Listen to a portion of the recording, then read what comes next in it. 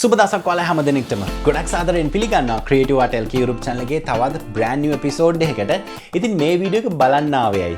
බලන්න ආවේ හේතුව තමයි එක්ක movie maker කියන්නේ මොකක්ද කියලා දැනගන්න. නැත්නම් ඔයා movie maker application එක use කරලා තියෙනවා නම් මේක ගැන අලුත් updates දැනගන්න. ඉතින් කතා කරමු movie maker කියන්නේ මොකක්ද සහ මේ ගැන in detail කතා කරමු. ඉතින් දිගටම එකතු වෙලා ඉන්න මේ වීඩියෝ එකත් එක්ක ඒ වගේම තමයි අපිව subscribe කරලා නැත්නම් මේ දැන්ම subscribe කරලා එකතු වෙන්න. මේ වගේ වීඩියෝස් විතරක් නෙමෙයි Adobe Premiere, Photoshop සහ DaVinci Resolve YouTube ගැන YouTube thumbnail හදන්නේ කොහොමද මේ විදිහේ ගොඩක් content අපි මේ වෙද්දිත් කරලා තියෙනවා. අනිවාර්යයෙන්ම subscribe කරන්න අමතක කරන්න එපා. අන්න ඒ හේතුව හින්දා. ඉතින් වැඩි කතා නැතුව අපි යමු අද එපිසෝඩ් එකට. මම SG Fernandez.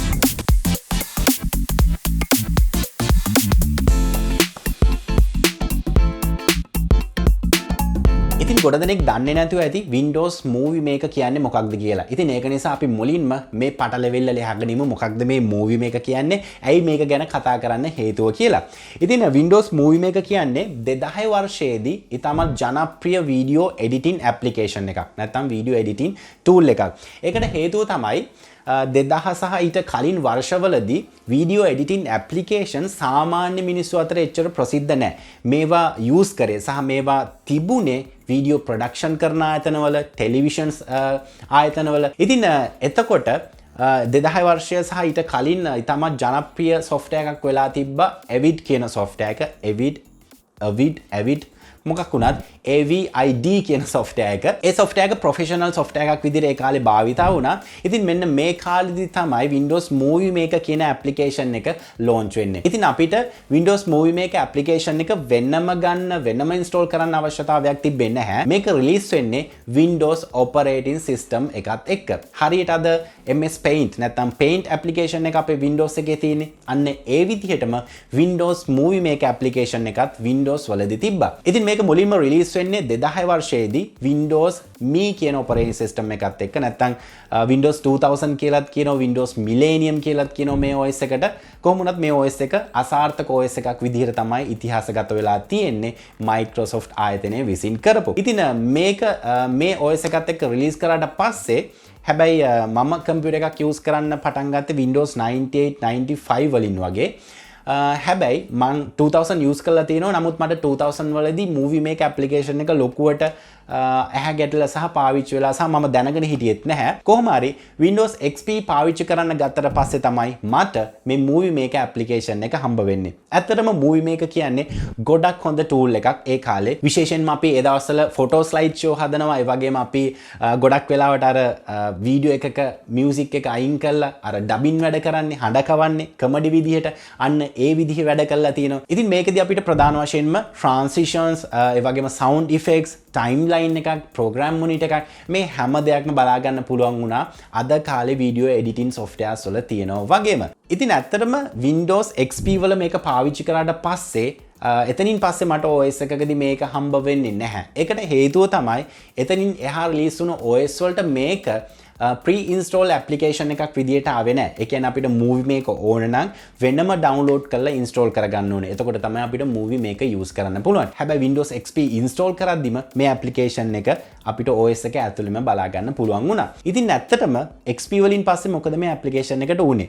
මේ application එක හරියටම 2000 වර්ෂයේ පටන් අරගෙන 2017 වෙනකන් එනවා. 2017න් පස්සේ Microsoft ආයතනයේ තීරණය කරනවා මේක discontinued කරන්න. discontinued කරනවා කියන්නේ මේ application එක තවදුරටත් ඉදිරියේදී develop කරන්නෙත් නැහැ, updates එන්නෙත් නැහැ. සම්පූර්ණයෙන්ම මේ app එක dead කරා වගේ වැඩක් තමයි discontinued කියන්නේ. මේ වීඩියෝ එකකින් Movie Maker video edit එක ගැන කතා කරේ.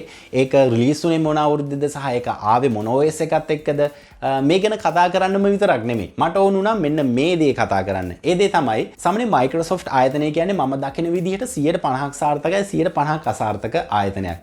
ඒකට හේතුව තමයි අපි අතර ඉතාමත් ජනප්‍රිය වෙලා තිබ්බ මොබයිල් ෆෝන් කම්පැනි එකක් වෙච්ච Nokia ආයතනයට කරපු දේ.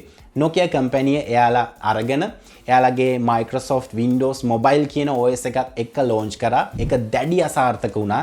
ඒකෙන් උනේ Nokia කියන world famous number 1 brand එක බිඳුවටම වැටිච්ච එක.